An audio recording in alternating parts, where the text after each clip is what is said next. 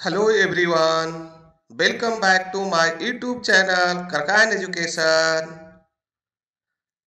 आज के वीडियो में हम बात करेंगे मैकेनिकल इंजीनियरिंग के ऑब्जेक्टिव सीरीज में इंडस्ट्रियल इंजीनियरिंग सब्जेक्ट का प्रैक्टिस सेट 1, जिसमें हम बात करेंगे सोल्व करेंगे 1 to 100 क्वेश्चन। तो चलिए वीडियो शुरू करते हैं। Question number 1, work study involves. तो work study mainly consist of 2 technique, one is method study and second is called work measurement. So option C is correct. Clear? Work study is mainly aimed at, तो work study mainly focus on the simplifying the job and develop more economical method for doing the job. तो इसमें option क्या हो जाएगा? Determine the most efficient method of performing a job. Option A is correct. Work study done by means of, तो work study done by means of what? Comment में fast जल्दी से answer कीजिए। That is stop watch. Work study is most useful in where production activities are involve. Work study कहां पे useful होता है? जहां पे हमारा प्रोडक्शन एक्टिविटी होती है ना। That is option A is correct. The chart used in work study is, तो man machine chart is also used, flow process chart for describe the different type of process, operation chart is, that means all of these. Option D is correct.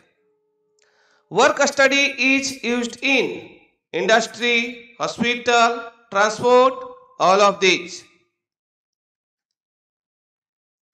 The work study is concerned with improving production planning and control. Yes, work study is directly concerned with improving the production planning and control. That means option A is correct. Which one of the following is known as father of industrial engineering? तो father of industrial engineering किन्हें बोला जाता है? That is F.W. Taylor. Option B is correct. The symbol given as shown in figure 16.2a in work study means, तो यहाँ पे देखिए आपका सर्कल है, रेक्टेंगल है, एरो है, डी, तो सभी का क्या है? इंडस्ट्रियल इंजीनियरिंग में अपना अपना एक मीनिंग है।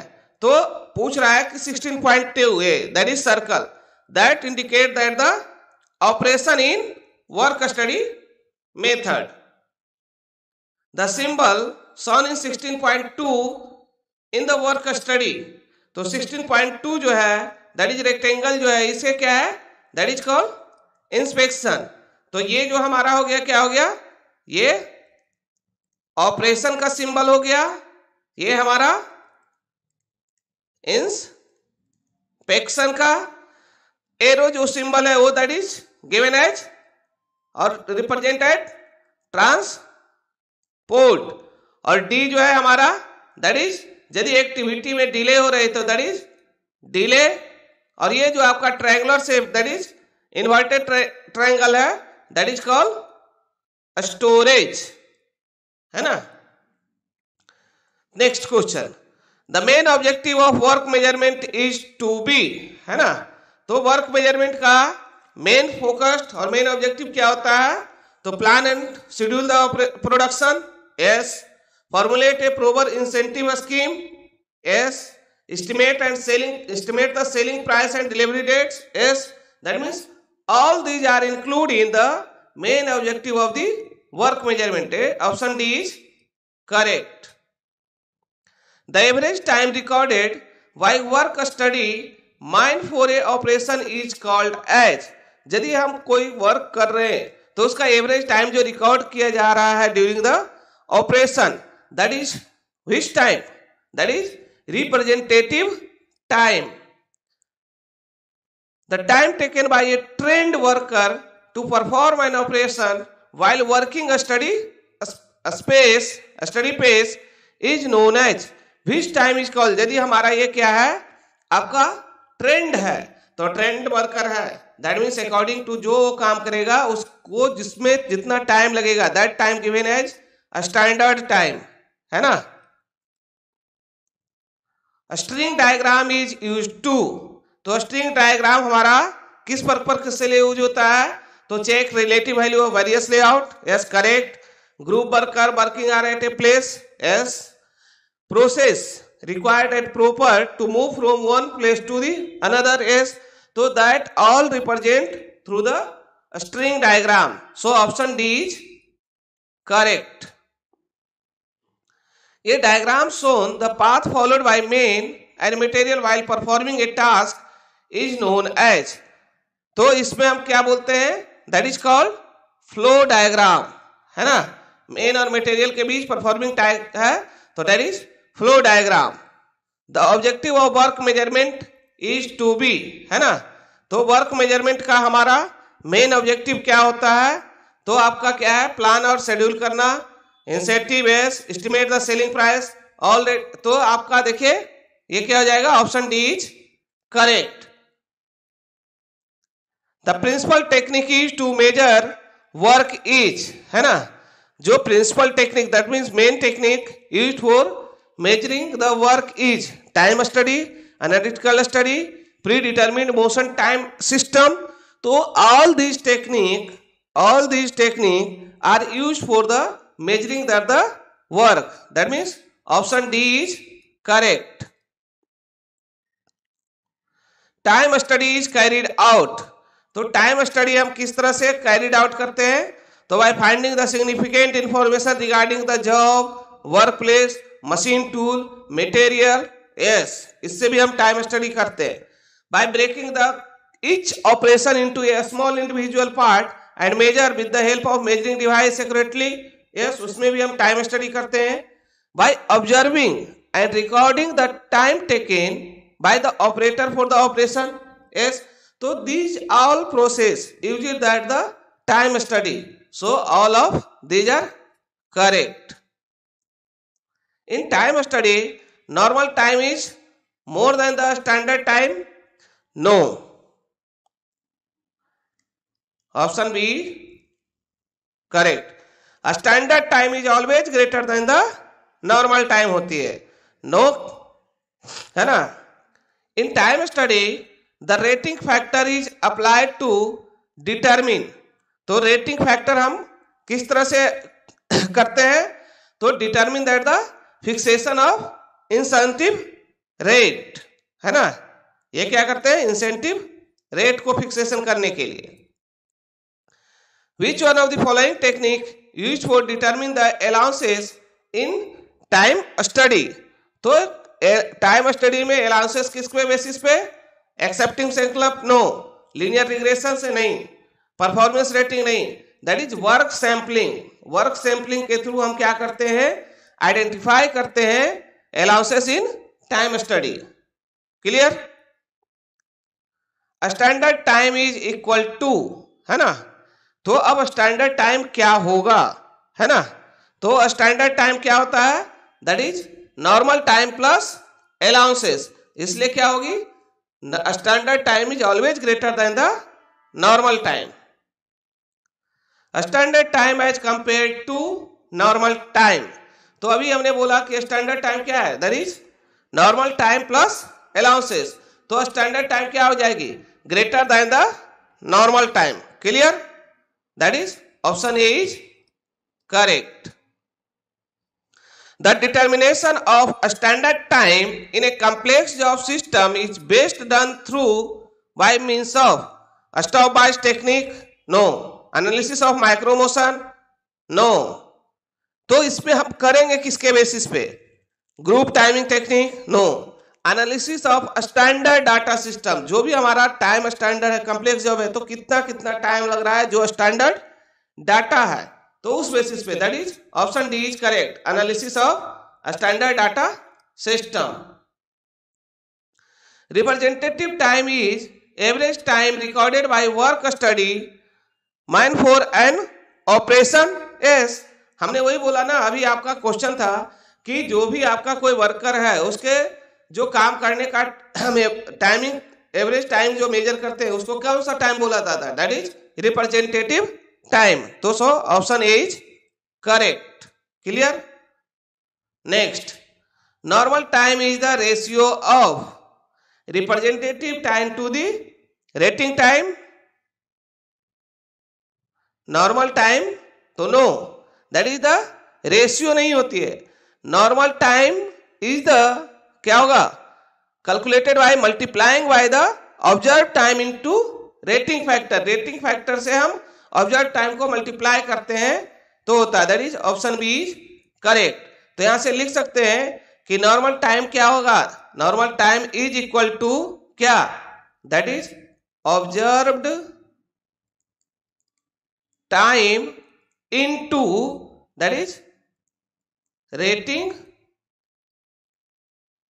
Factor. Clear.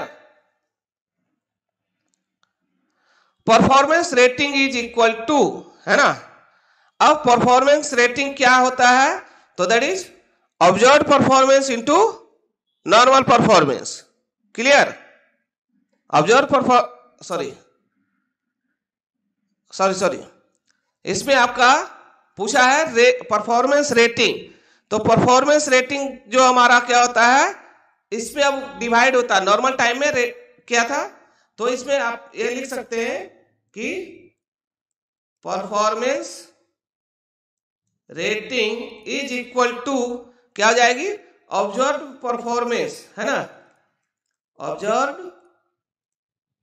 Performance divided by क्या हो जाएगी, नॉर्मल परफॉर्मेंस। Normal performance. तो इसमें आपका कुछ है नहीं है, तो option D is correct. A systematic job improvement sequence will consist of, है ना। A systematic job improvement sequence में आपका क्या रहता है, तो मोशन स्टडी भी रहती है, टाइम स्टडी भी रहता है, जॉब इनरिचमेंट भी होती है। So all of this. Time study is to, है ना। तो टाइम स्टडी हम किस पर्पस के लिए यूज करते हैं, तो कॉस्ट के लिए, आपका प्रोडक्शन शेड्यूल के लिए। तो आपका इसमें क्या है, determine the standard costs, determine the number of machine a person में runs, provide a basis for setting price piece, है ना, पीस प्राइस और incentive bases, that means all of this. The time study is carried out to determine the time required to complete job by a, है ना। तो क्या होगा, इसमें पूछ रहा है कि आपका कोई भी वर्क जो कैरिड आउट हो रही है, कंप्लीट हो रही है, तो उसमें क्या है, determined by the time study. तो एवरेज वर्कर, है ना, फास्ट वर्कर नहीं, क्योंकि कुछ लोग फास्ट करेंगे कुछ लोग, लेकिन टास्क कंप्लीशन में क्या होगी, कोई ऑपरेशन पहले हो गई पूरा, तो उसमें हम सभी का एवरेज टाइम लेंगे और उसके अकॉर्डिंग हम कैलकुलेट करेंगे कि ये जो टास्क है वो कब कंप्लीट हुई। Time standard develop by the time study can be used for, है ना। तो आपका क्या है, plan layout, budgetary layout control, equipment selection, all of this. Motion study used for, अब हमारा क्या है कि मोशन स्टडी कैसे यूज करेंगे, और उसमें जैसे क्वेश्चन नंबर 31 में पूछा ना कि time standard develop by the, तो ऑल ऑफ दिस हो गई, क्योंकि आपका इसमें क्या है, टास्क कंप्लीशन देखते हैं, एलोकेशन ऑफ द रिसोर्सेज देखते हैं, आपका प्रोसेस इंप्रूवमेंट देखते हैं, एक्यूरेटिंग देखते हैं, कॉस्ट एस्टिमेशन, तो ऑल ऑफ दिस एक्टिविटीज, है ना, देन प्रोडक्शन क्या है, प्रॉफिटेबिलिटी में कन्वर्ट होगा। उसी तरह से आपका क्या है, मोशन स्टडी, तो आपका work improve a work method bye locating deficiency S, क्योंकि आपका कहीं पे कमी है तो उसको हम असाइन फाइंड आउट किए, तो उससे हमारा क्या है, इंप्रूव होगा। तो मोशन स्टडी में हम करते हैं improve a work method by assisting adjusting the pattern और inner relationships, designing a work method by logical analysis and syntheses. So option D is correct. The time used to find a simpler, easier, better way of a performing a job is known as. तो आपका इसमें क्या होगा, है ना, तो that is called motion study, जिसमें हम क्या करते हैं, सिंपलर, इजियर और बेटर वे फाइंड आउट करते हैं।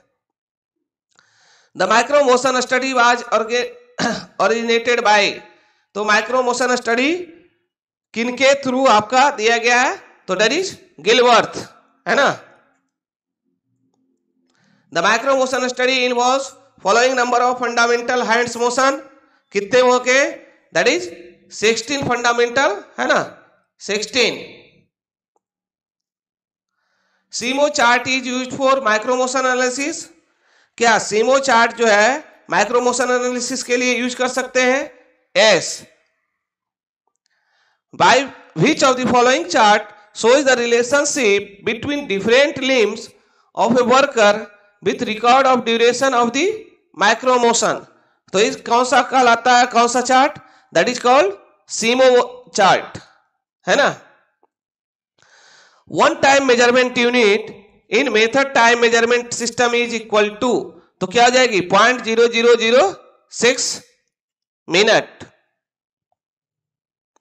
माइक्रो मोशन स्टडी इज, तो माइक्रो मोशन स्टडी आपका क्या होता है, तो that is subdivision of a operation into therbligs and their analysis, that is option C is correct.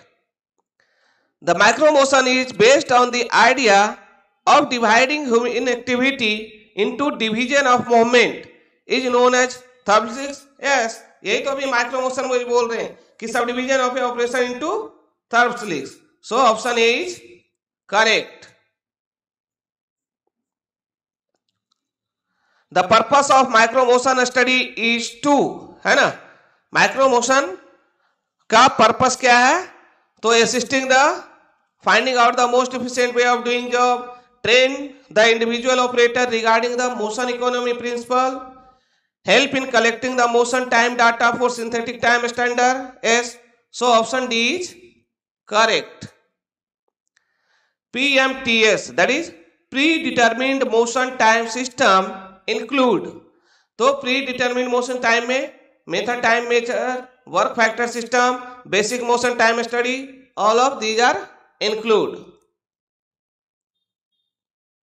MTM is used to, है ना, MTM यूज कहां पे करेंगे, तो इंप्रूव द एग्जिस्टिंग मेथड में, establish time standard, develop effective method in advance, yes, so all of this. Abbreviated work factor data is applied for, है ना, तो एब्रिवेटेड डाटा फैक्टर किसमें करते हैं, all this things, material handling operation है उसमें भी करेंगे, मेंटेनेंस ऑपरेशन उसमें भी, पैकिंग एंड शिपिंग ऑपरेशन उसमें भी, so all of these are used for abbreviated work factor data system.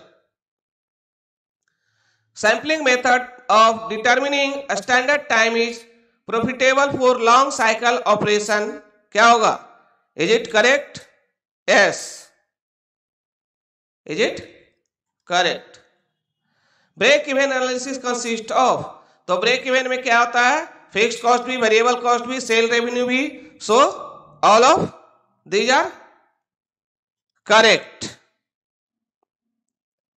Break even point is point where, तो ब्रेक इवन पॉइंट कौन सा पॉइंट कहलाता है, जहां पे सेल्स रेवेन्यू और टोटल लाइन इंटरसेक्ट करेगी, उसे हम क्या बोलेंगे, that is break even point.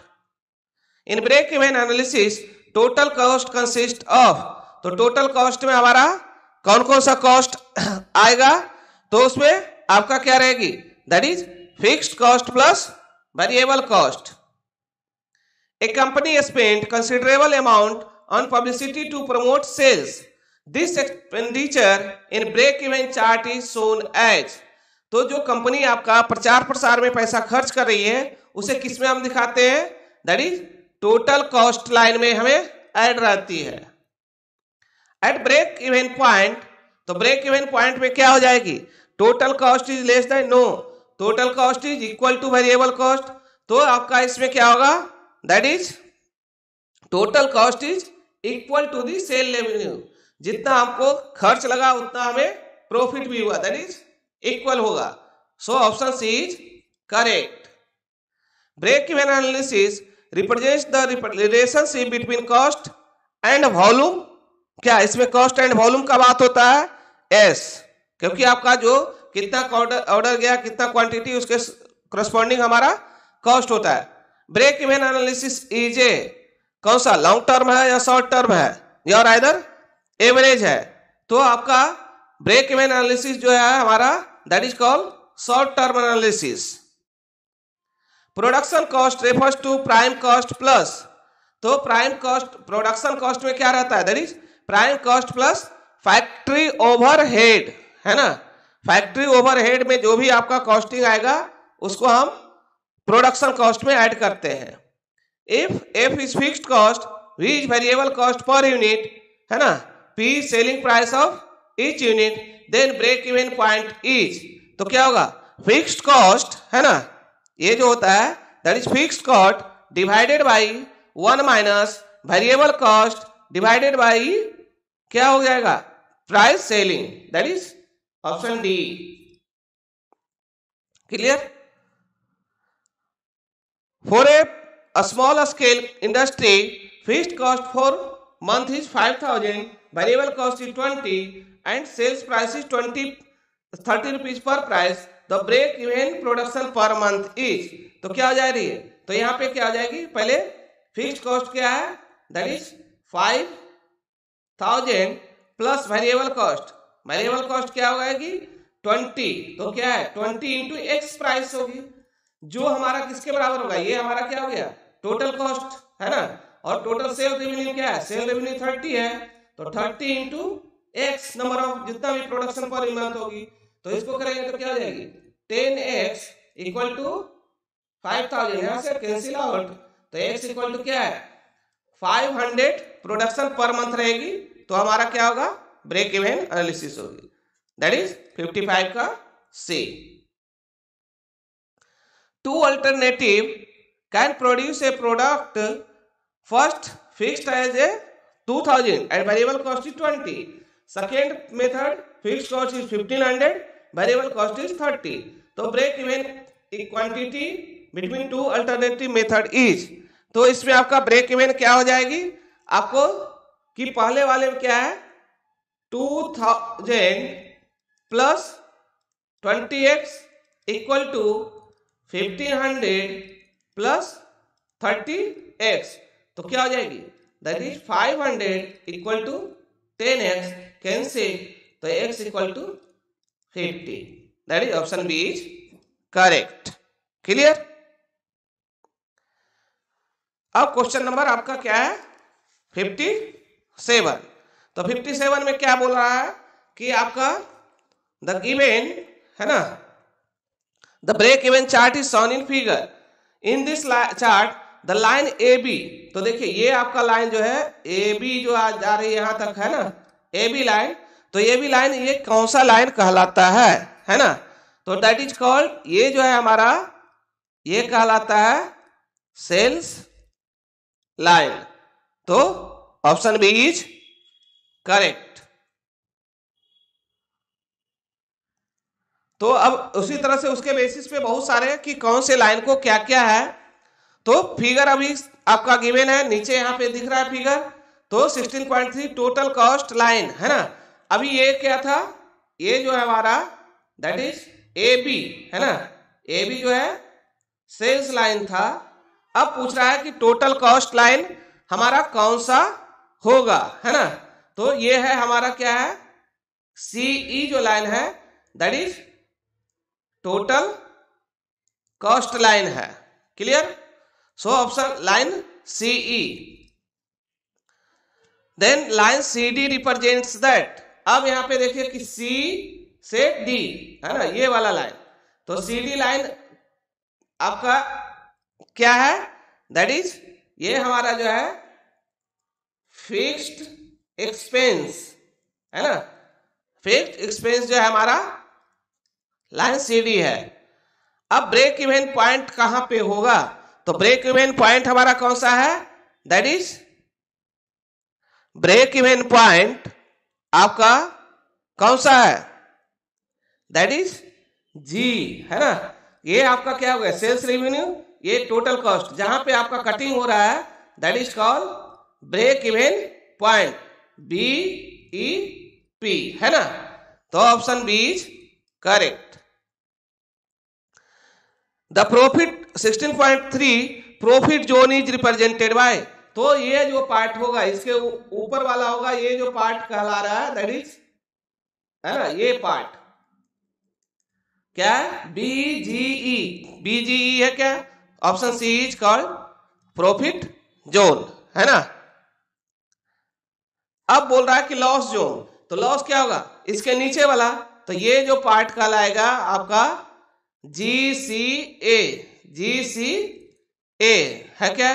GCA, GCA, that is option B, ये कहलाएगा लॉस जोन।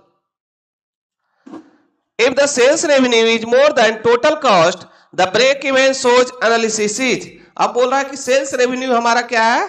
ज्यादा है किससे? टोटल कॉस्ट से। तो सिंपल सी बात है, जितना आपको बनाने में लगा है उससे ज्यादा आप बेच के कमा लिए हैं, तो आप क्या बोलेंगे कि हम प्रॉफिट में है, दैट इज आपका क्या कहलाएगा? Analysis profit.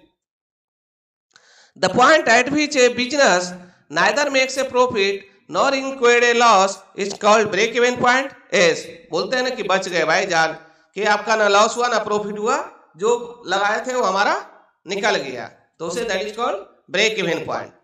Which of the following wage incentive plan guaranteed minimum wage to a worker and bonus is paid for fixed percentage of time saved. तो आपका इसमें क्या है कि पूछ रहा है कि जो हम मजदूर को आप मजदूरी देते हैं, बोनस देते हैं, तो आप उसको सभी को, है ना, बोल रहा है which of the following wage incentive plan किससे हम करें कि जिसमें सभी को मिनिमम वेज भी मिल जाए, बोनस भी एक फिक्स परसेंटेज में पेड हो जाए। तो आपका ये कौन सा कहलाता है? दैट इज हेस्ले प्लान, हेस्ले 50-50 प्लान, है ना,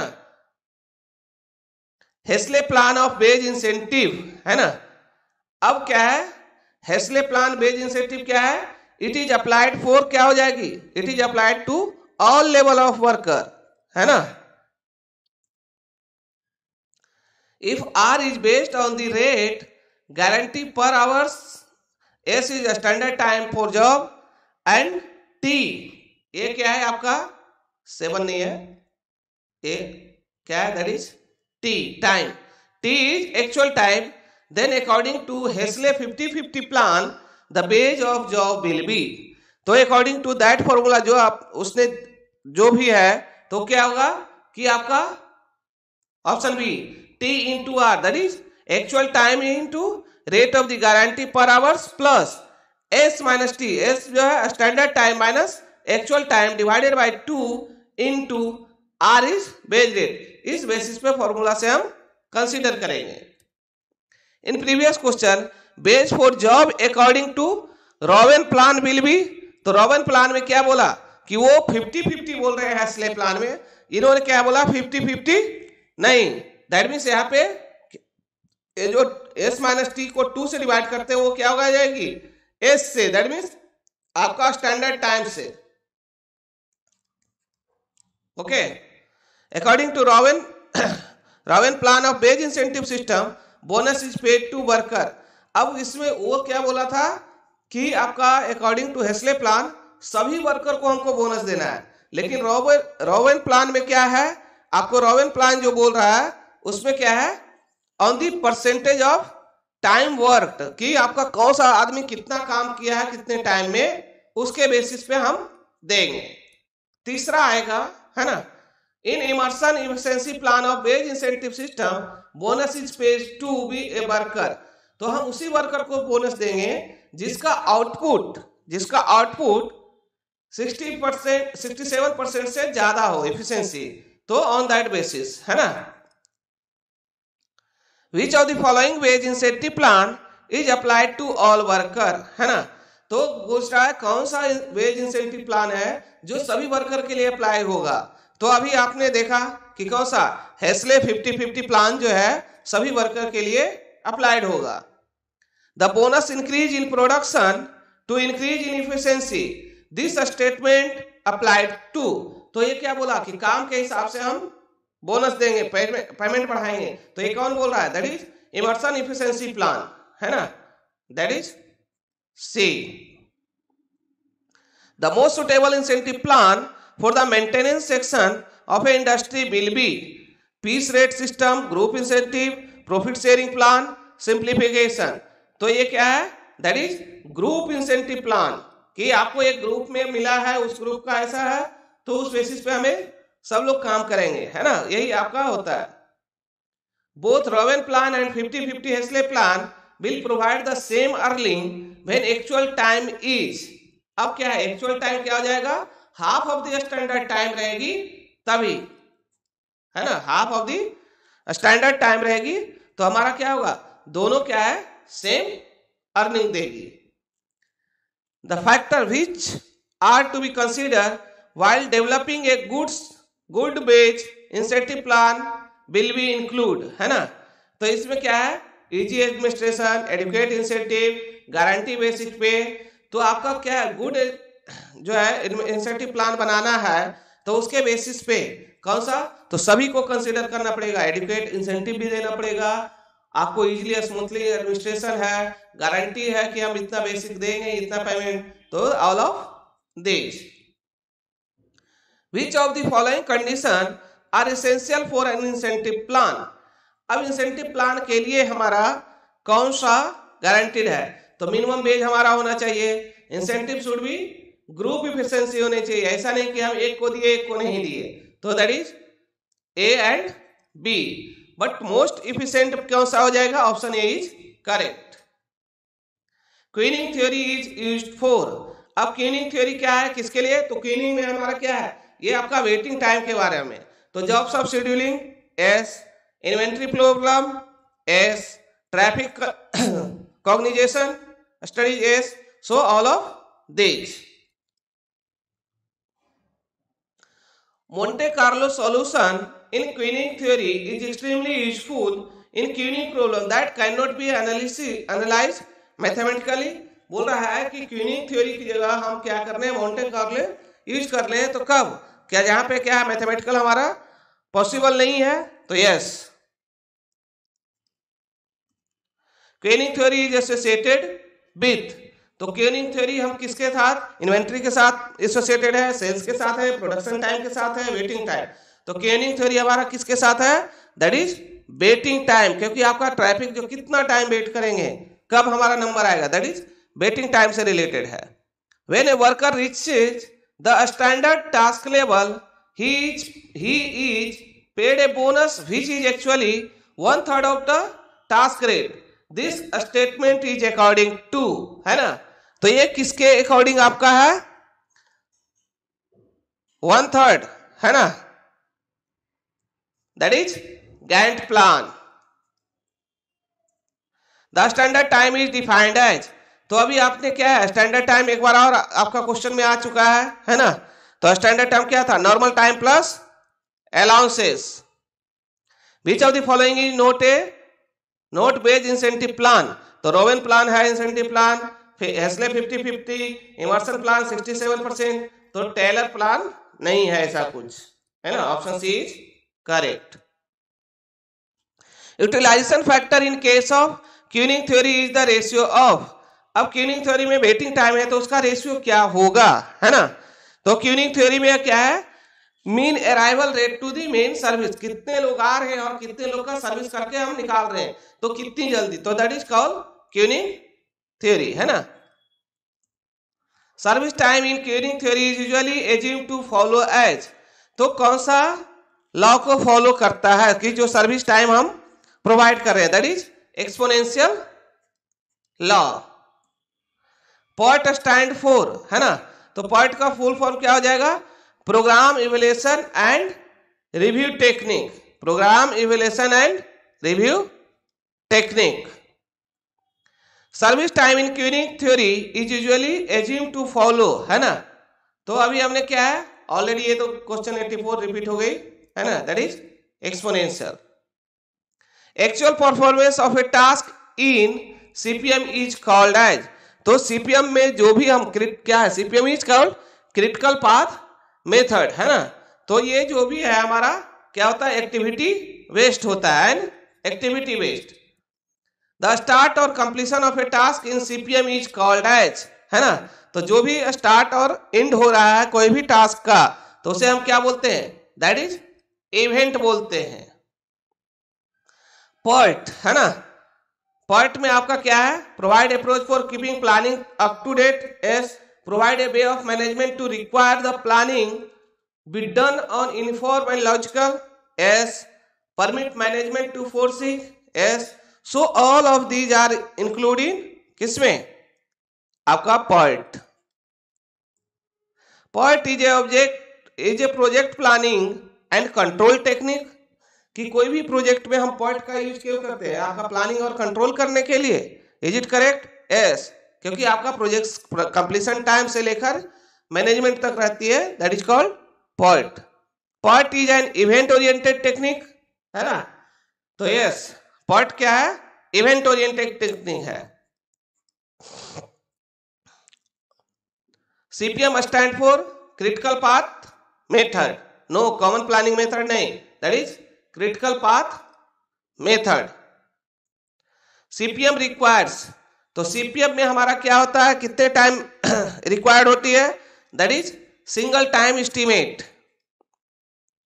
PERT requires triple time estimate, इसमें क्या होता है, that is TP, TM and TO, है ना, 3 time. PERT analysis is based upon, तो यही हो गया optimistic time, pessimistic time and most likely time, so all of this. Probabilistic time for a found out for completion of any activity is, यदि हमारा क्या है, प्रोबेबिलिस्टिक टाइम यदि है, तो प्रोबेबिलिस्टिक टाइम क्या रिप्रेजेंट करता है, तो क्या है, आप optimistic, pessimistic and most likely time, yes, तीनों आपका उसमें इंक्लूड होता है ना। The time in which activity is normally expected to complete under the normal contingencies is called, कौन सा नॉर्मल यदि हो रहा है तो उसे क्या बोलेंगे, that is most likely time. The shortest possible time in which activity can be completed if everything goes exceptionally well is known as, उसको आप कौन सा टाइम बोलेंगे, है ना, तो that is called optimistic time, एकदम बहुत कम से कम, है ना, ऑप्टिमिस्टिक टाइम में कर लिए शॉर्टेस्ट पॉसिबल टाइम को। The pessimistic time is time which an activity will be take a complete in case of difficulty, S. At break even point, तो break even point में क्या होता है, that is sale revenue equal to total cost। तो इस तरह से आज हमने मैकेनिकल इंजीनियरिंग ऑब्जेक्टिव सीरीज में इंडस्ट्रियल इंजीनियरिंग सब्जेक्ट का 100 क्वेश्चन का सॉल्यूशन किए, प्रैक्टिस किए। तो यदि आपके लिए ये यूजफुल है, अच्छा लगा, तो आप वीडियो को लाइक करें, शेयर करें, और कोई भी दिक्कत है तो आप कमेंट करें, और यदि आप चैनल पे नए हैं तो चैनल को सब्सक्राइब करें। Thanks for watching, thank you.